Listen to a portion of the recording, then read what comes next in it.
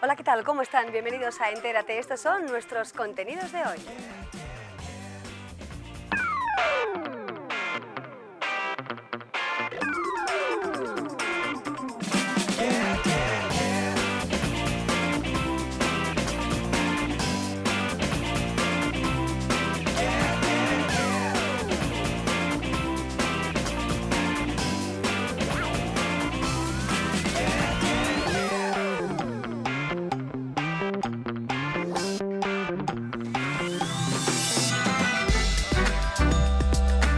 Hoy en Entérate les contaremos el éxito cosechado por la Coral de Cámara de Pamplona en su periplo por China. Los coralistas navarros han encandilado al público chino con la interpretación del folclore navarro.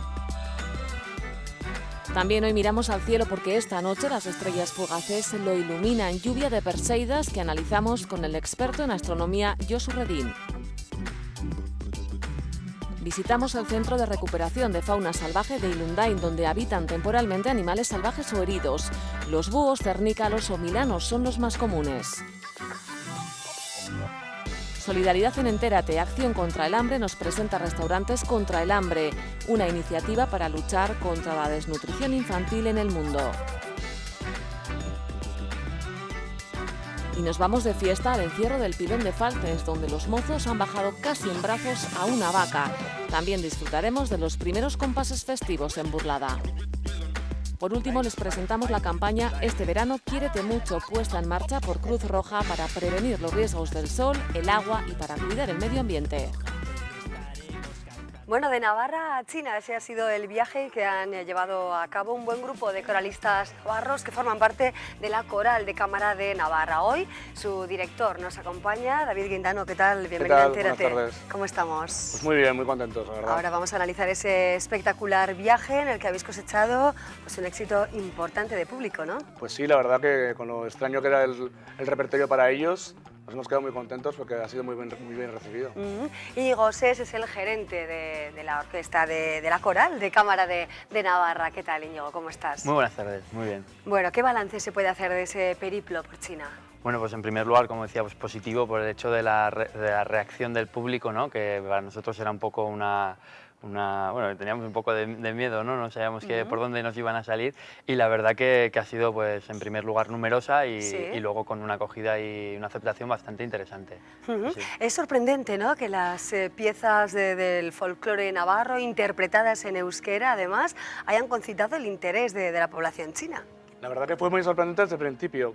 Para ir allá nos exigieron presentar al menos 4 repertorios posibles, que ellos luego elegirían, y yo me quedé muy sorprendido cuando eligieron el que menos me esperaba, que era un repertorio con folclore de aquí, porque presentamos cosas de música española del siglo XX, así, cosas como más serias, y bueno, por lo que sea optó el propio festival por este repertorio, y ahí fue sorprendente.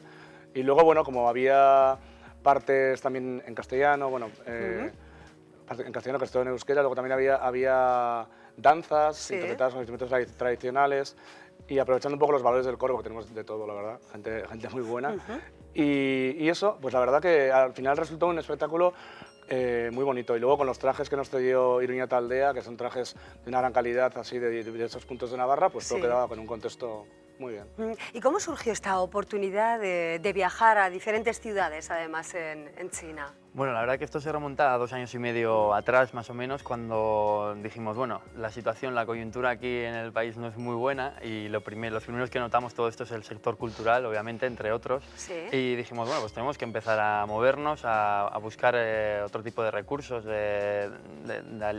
también de alicientes incluso para la propia entidad. Y bueno, pues hicimos un estudio de mercado un poco de ver qué era más interesante para la entidad y dijimos, bueno, el mercado asiático desde luego es un punto referente actualmente porque están mirando mucho hacia Occidente, hacia cómo se hacen las cosas, cómo se hacen las cosas en el sector cultural concretamente y por el hecho de enriquecerse, que no sea solo ya el tema económico que está ahora tan boyante, sino el tema cultural. Entonces, bueno, empezamos a negociar y en esto ha quedado, ¿no? 2 años y medio después. Claro, en la parte artística, bueno, la música tradicional china no es muy rítmica. No sé con qué grado de aceptación los diferentes ritmos que llevasteis de aquí, de Navarra, se aceptaron en ese lugar, ¿no? Pues yo creo que fue lo que más les gustó, porque ellos utilizan el ritmo sobre todo como elemento de articulación, de puntuación dentro de su espectáculo tradicional de ópera, que es muy interesante. Pero a la hora de cantar, por ejemplo, pues no es una, como dices tú, no es una música especialmente rítmica. Y yo creo que les llama mucho la atención eso, los ritmos tan marcados y tan bailados, porque bueno, los bailes de allá son muy diferentes, ¿no? Son más fluidos, menos sujetos al compás. Y por otra parte también, la parte así melódica del mundo tradicional nuestro, ¿no? Igual más triste o más, eso, más, que prima más la melodía, pues les gustó porque yo creo que les recordaba un poco a lo suyo, o sea que por los dos lados. Claro, este y por sí, igual. tuvisteis también la oportunidad de conversar quizá con españoles que viven allí, o no sé si incluso navarros, ¿no? Que pueden estar allí en China, que estuvieron en el concierto. Pues ¿o no? había una ex corresponsal de, bueno, no sé si... Sí, la verdad que en el concierto de Pekín, en el Gran Teatro Nacional de China, incluso una periodista, compañera vuestra del Diario de Navarra, que hace un año y medio así que dejó el diario, pero ella vive allá en Pekín, pues se mostró, digamos, hacia el diario, dijo, oye, pues si queréis os hago una crónica, y el diario aceptó y ella recogió... Muchas gracias, sí, Michel Unzué, creo que Michel Unzué, sí. Eso es, y bueno, sí que asistió, y como tantos otros más navarros que nos encontramos por allá, gente que estaba en prácticas, en empresas, trabajando allí, y luego a través del Instituto Cervantes también había una pequeña colonia de españoles, y no solo españoles, sino que había mucho chino interesado en la cultura española, y que en la primera parte, por ejemplo, que era tan solo todo en euskera, pues les fue muy difícil, porque acabó la primera parte y decían, es que no hemos entendido nada, ¿no? Y luego, bueno, tranquilos, que es normal. Bueno, estamos viendo algunas imágenes que nos habéis cedido, que habéis traído del viaje. Contarnos un poquito los lugares en los que estuvisteis, si os dio tiempo también, bueno, pues para hacer otro tipo de visitas o establecer nuevos contactos, quizá teniendo en cuenta que en el futuro podéis volver allí. Pues estuvimos en dos escenarios principales. En el teatro de Tianjin, que no nos suena de nada a nosotros, yo creo que era un pueblecillo y bueno, tiene 13 millones de habitantes la ciudad, y es la cuarta ciudad de China, que es como el puerto natural de Pekín, que está a unos 150 kilómetros de Pekín, y luego en el Gran Teatro Nacional de China, que está en Pekín, que ambos son unos edificios impresionantes, de verdad. En concreto, como edificio es más llamativo el de Pekín, pero como acústica y como sala, la verdad que yo nunca he oído una acústica mejor que la de este teatro de Tianjin.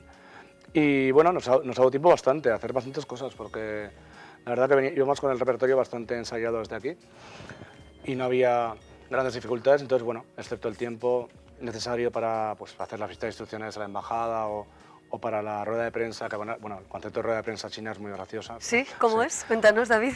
Bueno, pues... ¿En qué se diferencia de las ruedas de prensa que conocemos? Pues las ruedas de prensa ya son una especie como de momento para que el pueblo tome contacto con el artista, entonces los que durante el año patrocinan o sponsorizan al Teatro Nacional de China, pues tienen derecho a asistir, ¿no? Entonces, para empezar, llegas y hay 140 personas en la rueda de prensa. O sea, que no son solo periodistas, sino periodistas invitados, interesados. Eso. Luego es un rollo parecido a esto, porque en realidad las ruedas de prensa, los periodistas no pueden preguntar, entonces los periodistas se sugieren las preguntas como algo así, como a una presentadora, por ejemplo, ¿no? Entonces, ella las pregunta y no solo eso, te las pasa el día anterior y de hecho te sugiere la respuesta también.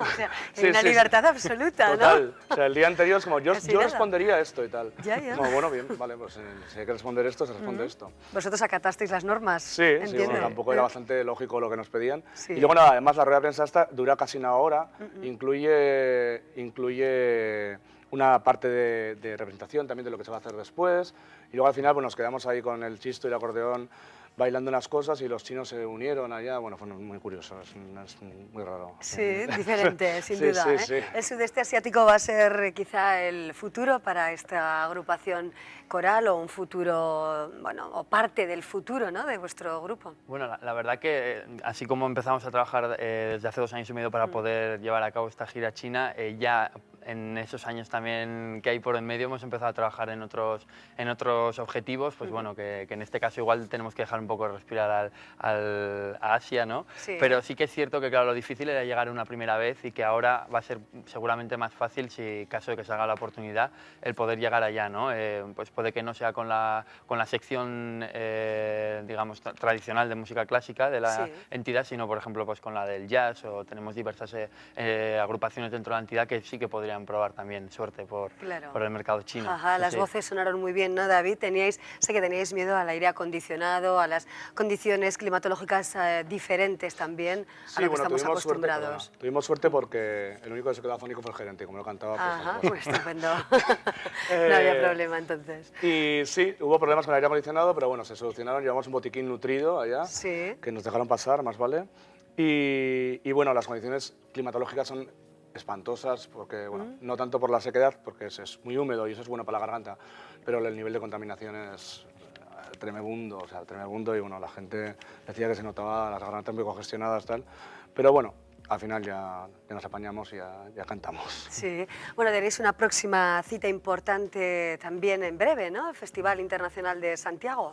Sí, la verdad, bueno, es del Camino de Santiago, que se celebra, es la 22ª edición y es uno de los festivales ya con más solera, digamos, dentro de lo que es la música antigua, música historicista del país, y la verdad que vamos a una de las sedes preciosas que hay, que es en el Valle de Echo, en Echo, digamos, Sí. la capital del Valle, aquí muy cerquita, pero es un festival... montañas, Eso es, entre montañas y bueno, con un repertorio muy interesante dedicado a Victoria, y vamos con la capilla renacentista en esta ocasión, por ejemplo. Y bueno, pues es este próximo viernes 16 a las 10:30, en un horario curioso que te permite conocer el valle durante el día, Claro. cenar y poder terminar Y triunfar, culminar la noche ya con Claro, ese, estupendo. Muy bien, pues muchísimas gracias por acompañarnos hoy en el programa. Espero que volváis ya cuando tengáis también todas las imágenes de vuestra visita a China. Espero que vengáis de nuevo, ¿de acuerdo? Muy bien, David muchísimas Guindano e Íñigo Sés, gracias, de verdad. Muchas gracias. Hasta pronto. Nosotros seguimos adelante y seguimos hablando de arte. Hablamos ahora de danza vertical en las murallas de Pamplona. La fachada del Baluarte de Guadalupe se convierte en escenario para recibir a compañías internacionales y nacionales en el festival La Muralla en Danza.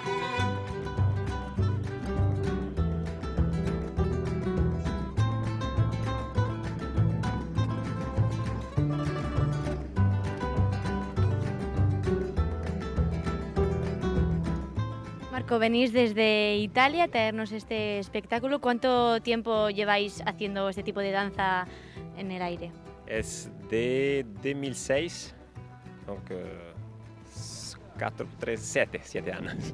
Esto consiste en un espectáculo de rúa que comienza para el suelo y va a subir con el ayuda del público. Donc es un espectáculo de teatro de rúa y danza aérea. ¿Y qué contáis en el espectáculo? También hay algo de ironía, ¿no? Para que el público se divierta. Sí, esto es la historia de un director de circo francés que debe actuar lo spettacolo con la bailarina italiana, ma la bailarina mangia, come troppo e tiene paura. E al final forse va a essere possibile la danza aerea, ma dipende dalla bailarina.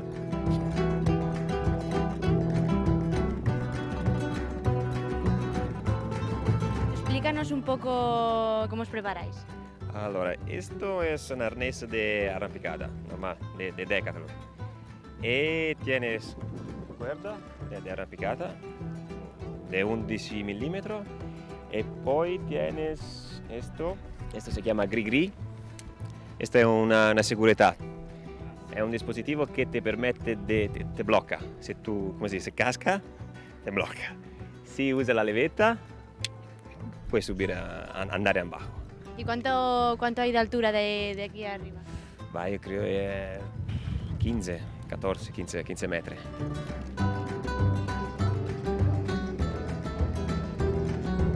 Traes música in diretto di chitarra e armonica e il musico è parte dello spettacolo, è attore nello spettacolo, non è solo una cosa al lato.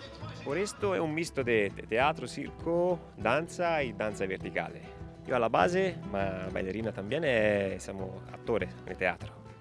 E dopo abbiamo studiato per la tecnica, per poner nello spettacolo questa parte acrobatica.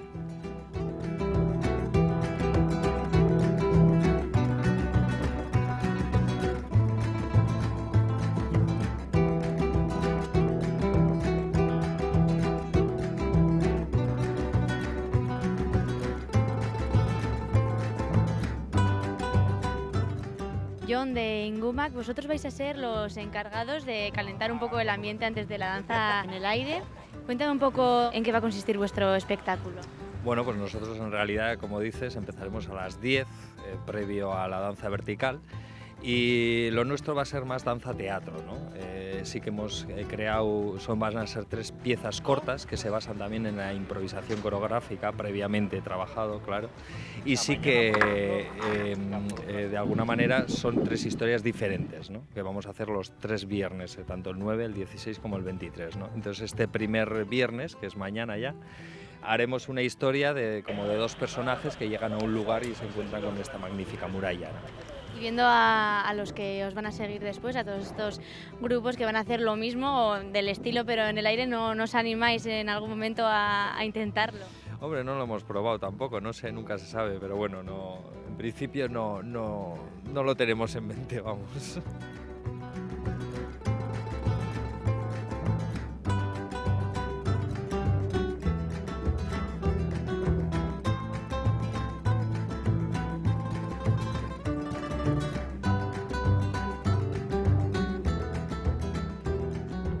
Bueno, belleza, sin duda alguna en las murallas. Este viernes hay una nueva cita también con este tipo de espectáculos de danza vertical. Y hoy el espectáculo nos lo va a dar el cielo. Estamos mirando al cielo, que se mantenga el tiempo adecuado para ver si vemos multiplicidad de estrellas y disfrutamos de esta noche. Damos la bienvenida a Josu Redín. Él es experto astrónomo, divulgador, conoce muy bien la lluvia de Perseidas y el cielo, en definitiva. Josu, ¿qué tal? Bienvenido al programa. Parece que bien. Parece que bien, Parece ¿no? que el pronóstico parece bueno. Bueno, hoy tenemos lluvia de estrellas.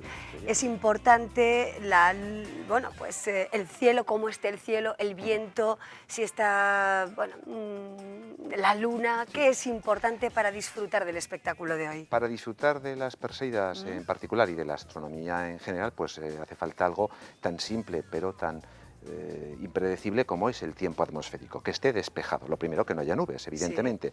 Sí. Si además de no hacer nubes hay una temperatura moderada y no hay viento y no hay turbulencias, pues aleluya. Pero bueno, nos conformaremos de momento con que no haya nubes, que no es poco. Todo apunta a que será una buena noche. Sí, parece que sí. ¿Verdad? El ayuntamiento ya hace 13 años que organiza 13. eso, es una... 13, todo el 13, efectivamente. Martes, 13 de agosto, en fin. Hace 13 años, lo que decíamos, ¿no? Organiza esta actividad, esta noche. ¿En qué va a consistir? Y no sé si todavía hay tiempo para apuntarse. Bueno, en principio, Ayuntamiento de Pamplona, a través de Civivos, organiza efectivamente esta actividad que lleva ya todo este tiempo y consiste en una salida de observación nocturna en la cual mostraremos a simple vista y mediante instrumentos lo que es el firmamento, y con la excusa, llamémosle así, de las Perseidas, que realmente se ven a simple vista, pues conoceremos en qué consiste este fenómeno, hablaremos del cielo, de las constelaciones, un poquito de astronomía, y veremos, entre otras cosas, Saturno, la Luna, estrellas, galaxias, alguna nebulosa, en fin, todo lo que tengamos a tiro y el cielo, las nubes y el viento tengan a bien concedernos. Claro. Josu, ¿en qué consiste verdaderamente este espectáculo de lluvia de Perseidas, o lágrimas de San Lorenzo? La iconografía o la nomenclatura popular católica pues la llama las lágrimas de San Lorenzo, que serían las lágrimas del santo mientras era bien. Y lo de Perseidas viene de que es una lluvia de estrellas, que es realmente la entrada a gran velocidad en la alta atmósfera terrestre de partículas muy pequeñas, diminutas, granitos prácticamente, de residuos dejados por la cola de un cometa, en este caso el Swift-Tuttle. Entran a gran velocidad, como decimos, en la alta atmósfera, y su alta velocidad por fricción hace que se quemen. Y esa incandescencia es la que vemos como un trazo luminoso. Se llaman estrellas, aunque no son en absoluto estrellas, lógicamente. Es un fenómeno muy próximo, es apenas a unas decenas de kilómetros de altura en la atmósfera. Y lo del nombre de Perseidas, decimos que viene a cuento de que parece... Solo una decena de kilómetros, o sea, es bastante cercano entonces, sí, ¿verdad? Muy próximo, es decir, en un sentido astronómico es en nuestra piel, en el sentido más absoluto. Es decir, está a unas decenas de kilómetros de altura, porque roza la atmósfera. Aunque ese cuerpo venga de los confines del sistema solar, lo conocemos, esas partículas, cuando rozan con nuestra atmósfera, se queman y vemos un trazo luminoso. O sea, está, digamos, prácticamente lo podemos tocar. Claro, claro. Bueno, vemos algunas imágenes que hemos recabado de otros momentos. ¿Puedes comentarlas, Josu? Sí, ¿Qué estamos esto es un viendo? cúmulo globular que lo podemos ver esta noche, M13, en la constelación del Perseo, y lo que veíamos antes es una galaxia, la galaxia Andrómeda, que también la veremos al final de la observación como una pequeña manchita. Veremos estrellas dobles, veremos con un poco de suerte algún cuerpo, digamos, débil, como son nebulosas, que son más difíciles de ver en el sentido que son muy débiles. Hay que pensar que cuando salimos a observar el cielo estrellado, quitando la Luna, que la tenemos esta noche en cuarto creciente, y los planetas, todo lo que vemos son objetos luminosos muy débiles, muy pequeños visualmente y muy débiles, con lo cual emiten muy poca luz. Entonces las condiciones tienen que ser de la mayor oscuridad posible. Y eso es lo que se trata de Y hay que tener paciencia también. Sí, en astronomía hay tres digamos, características que favorecen, que son: una es la paciencia, la otra es la paciencia y la otra era la paciencia. También. Y luego el buen tiempo. Eso es. Josu Redín, se ven las Perseidas en todo el hemisferio norte. Sí, digamos, como decíamos, Perseidas porque parecen provenir por un efecto de perspectiva de la constelación del Perseo. Se ve como si todos esos trazos, si los uniéramos, parecerían, decimos, provenir de un punto del firmamento, de la misma manera que cuando conducimos un coche y vemos la nieve o vemos la lluvia, por el efecto de la velocidad y la perspectiva, parece que toda esa lluvia sale de un punto del fondo. Bueno, pues esto es algo similar. Y 20 segundos. es impredecible. Hay años que hay más densidad que otras, y sobre la noche del 12, del 11, del 12, del 13 es cuando es su máximo. Suele verse mejor hacia el amanecer, pero ya es una hora muy intempestiva y en este caso pues no nos conviene. Claro. ¿Y el número de Perseidas observables es muy variable o Sí. cuántas? Sí, hay unos picos que pueden ir en los años en que hay una mayor intensidad, desde decenas por minuto, y hay otras ocasiones en las que pues, se ven solo unas poquitas. Hay que tener en cuenta que, claro, el hecho de que solamente tengamos dos ojos, si fuéramos personajes de ciencia ficción con ojos en el cogote, nos permitiría ver toda la bóveda celeste, pero sin embargo solo podemos ver una zona determinada.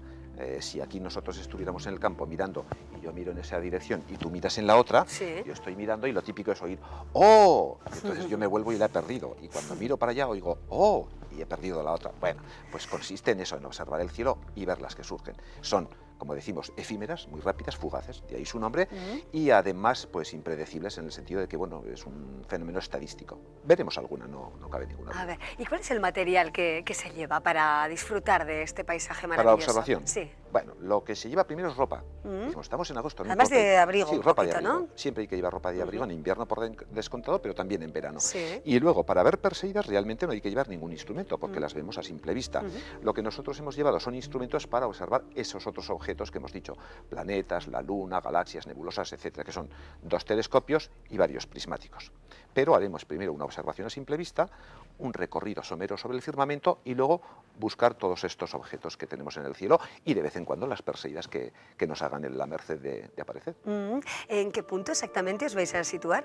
Bueno, en principio tenemos pendientes la zona hasta el último momento, porque nos adelantamos a la zona para ver si las condiciones son adecuadas, y será una zona entre el ángulo, el arco, podríamos decir, Sangüesa, Tafa y Astella, es decir, la zona media, un recorrido de 45 minutos, porque el autobús tiene un horario delimitado, y en cualquiera de esos puntos, el que tenga la mejor perspectiva, pues nos dirigiremos allá. Típicamente lo hemos hecho en Ujue, alguna vez en Andelos, alguna vez también cerca de Sangüesa, entonces cualquiera de esos puntos, que es un lugar razonablemente cómodo, bastante bueno y que permite que la expedición sea corta en el tiempo. Josu Redín, terminamos ya, pero ¿cuál es la mejor hora? Por si alguien se incorpora ahora y quiere saber cuándo ver la lluvia de Perseidas mirando desde el balcón, por ejemplo, ¿no? Bueno, si no tiene la oportunidad de ir a estos Es un matiz bueno el que has lugares. dicho, el de mirando en el balcón. Hay que tener en cuenta que si las vemos desde la ciudad, el resplandor de la ciudad se traga ese trazo luminoso.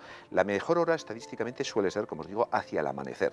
Lo que pasa que es una hora en la que, hombre, normalmente no estamos por esas labores. Y por otra parte, salvo que uno tenga un interés, digamos, muy concreto en contarlas o en verlas, pues bueno, cualquier hora que sea cómoda, hacia el amanecer, pero no tiene por qué. Cualquier hora que sea cómoda y que uno se pueda alejar todo lo que pueda de las luces. Las luces artificiales, que son, después de las nubes, el mayor enemigo del astrónomo. Eso es, hay que marcharse de la ciudad, irse a algún pueblo de la zona media, por ejemplo, y disfrutar del paisaje nocturno. Josu Redín, suerte. Muy bien, Ahí muchas estarán gracias. también las cámaras de Navarra Televisión. Hasta pronto. Hasta luego. Gracias. Nosotros seguimos adelante después de una breve pausa para nuestros compromisos publicitarios.